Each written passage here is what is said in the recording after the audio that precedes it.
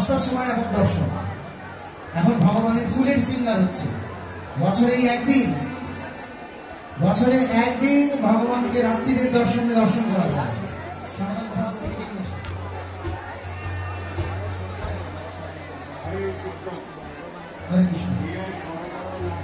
আপনারা কেউ বিচলিত হবেন না।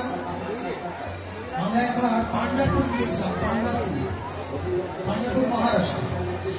সেখানে আমাদেরকে 7.5 ঘন্টা অপেক্ষা করতে হয়েছে শুধু ভগবানের চরণে হাত দেওয়ার জন্য। তো আজকে আপনারা যে স্থানে এসছেন, যারা দেখুন আসছেন চলে যাচ্ছে তো শেষ, যারা সৌভাগ্যবান আজকে থাকার সুযোগ পাচ্ছে এতক্ষণ, 10টার সময় ভগবান বেরিয়ে আসবেন মূল মন্দির থেকে সম্পূর্ণ ফুলের সিঙ্গার। নতুন ড্রেস পরছে, আবার সকালে যে ড্রেস পরেছিল মণিরত্নের ড্রেস, এখন হচ্ছে ফুলের ড্রেস। সকালে দেখেছেন